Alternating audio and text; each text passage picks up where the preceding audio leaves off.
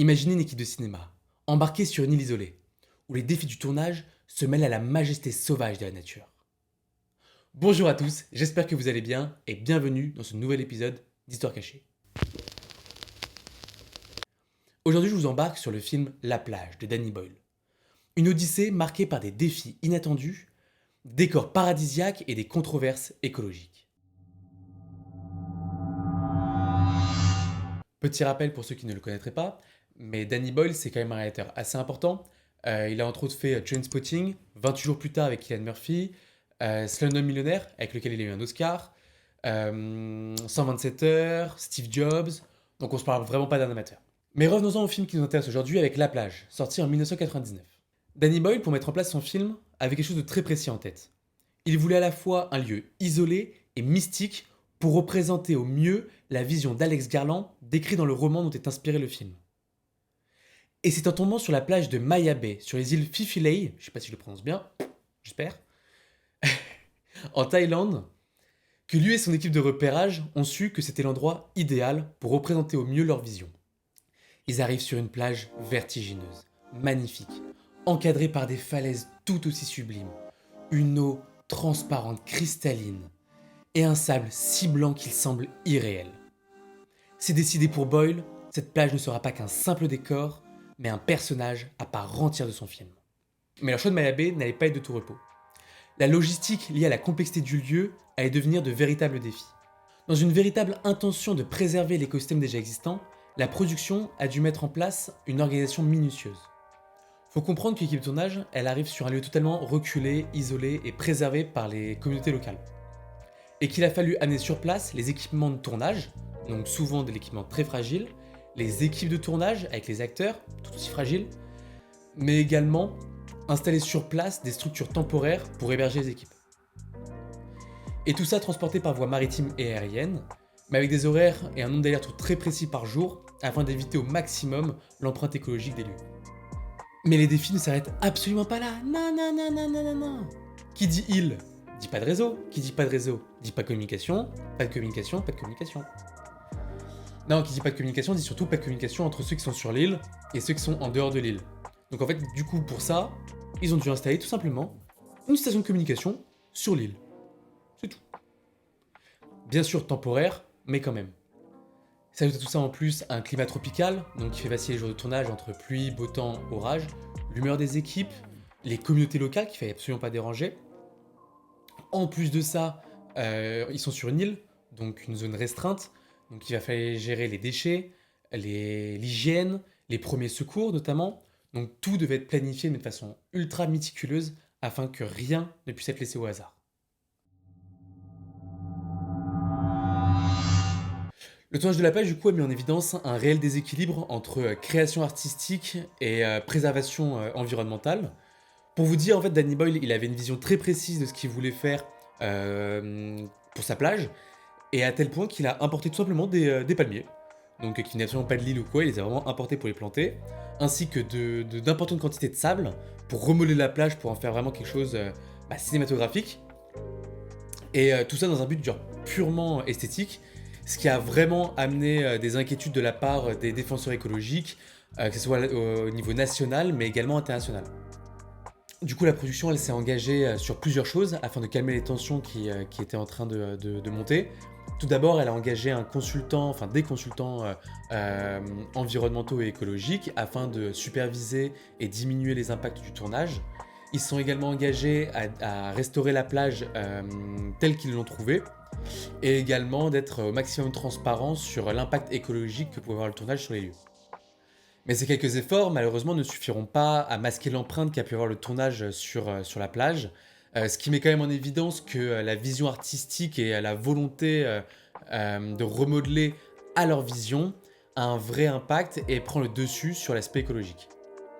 Mais au final, c'est quand même un mal pour un bien, dans le sens où la plage Gate a servi de cas d'école pour illustrer à quel point le cinéma a un réel impact écologique sur l'environnement, du coup, et a permis du coup aux productions suivantes de s'adapter afin de diminuer son impact sur l'environnement, ce qui, à la fin des années 90 quand même, était un sujet, une question qui était encore très peu abordée, vs notre époque actuelle.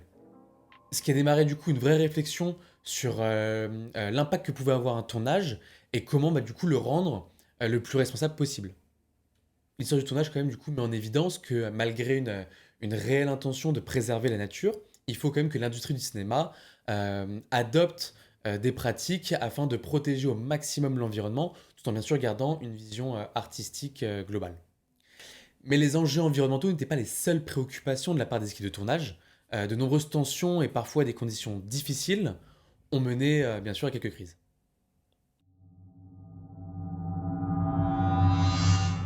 On le sait, dans chaque milieu professionnel, il y a des tensions qui peuvent émaner, que ce soit du stress, des humeurs de chacun ou même de la pression. Il y a plein de facteurs qui peuvent que ça vite partir en vrille. Sur un tournage, c'est encore plus amplifié.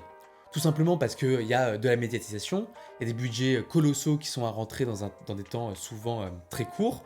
Également un cadre où on va être loin de chez soi, loin de sa famille. La plage n'y déroge absolument pas. DiCaprio, qui sortait du succès monumental de Titanic, se retrouve à porter le succès de ce nouveau film sur ses épaules.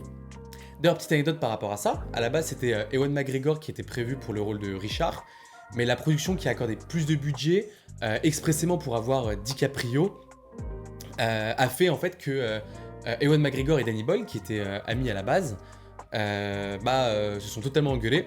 Eux qui s'étaient rencontrés sur le tournage de Trainspotting, et il faudra 15 ans et le tournage de T2 Trainspotting afin que tout rentre en ordre.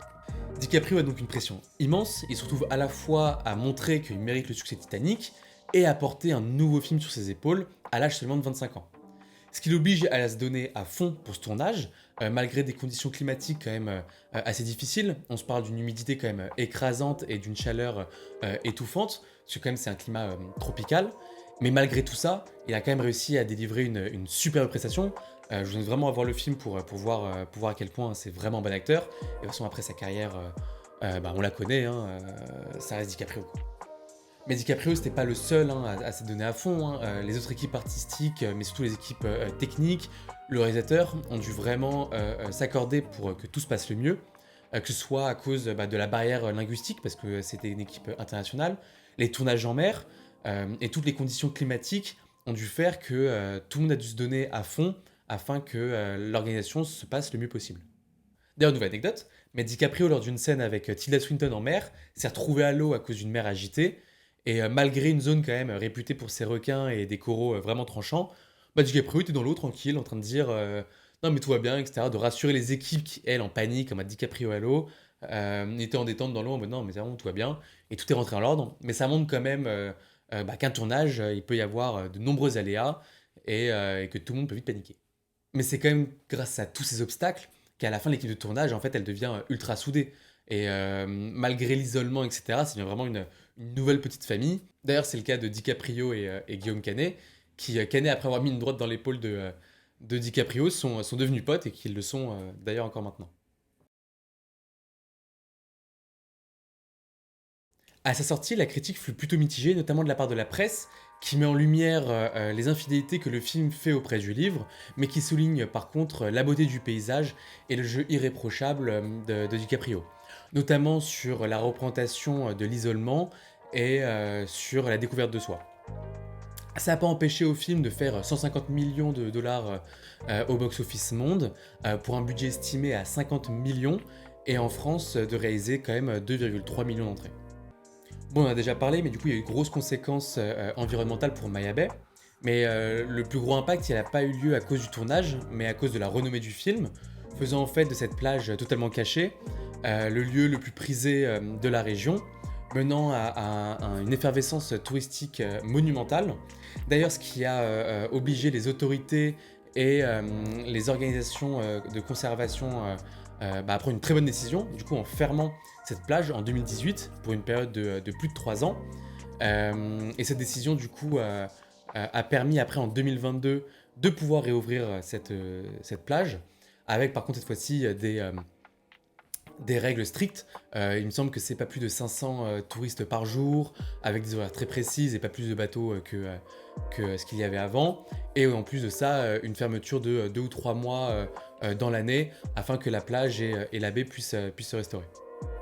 Cette fermeture, du coup, elle a vraiment permis d'encourager un dialogue autour de la représentation des lieux naturels, que ce soit dans les films ou dans les médias, et également de mettre en lumière un peu la responsabilité que peuvent avoir les réalisateurs, les producteurs, les touristes, mais notamment les autorités locales sur la préservation de ces lieux. Ça montre qu'en fait que chaque action prise, notamment dans une réflexion créative, va avoir des conséquences, qu'elles soient voulues ou non. Maya Bay est donc devenu un peu un symbole des effets néfastes du tourisme cinématographique, mais derrière elle, elle permet quand même de se rendre compte que la nature, si on y prend soin, reprend au final ses droits. C'est un peu ce qu'on avait pu voir, je trouve, lors du confinement, à Venise, il me semble, où des dauphins, d'ailleurs, carrément, étaient revenus un peu reprendre leur place là où l'homme n'était plus. L'histoire de La Plage et de Maya Bay incite à prendre conscience de comment nos divertissements favoris sont fabriqués. Ça résonne particulièrement bien à notre époque, qui fait réfléchir sur l'éthique de la création artistique dans un monde où l'art et la réalité finissent par se rencontrer. Bon, vous connaissez la chanson, si ça vous a plu, n'hésitez pas à laisser un petit like, un commentaire et à vous abonner, ça fait toujours plaisir. Et je vous dis à la prochaine pour une nouvelle histoire cachée. Ciao!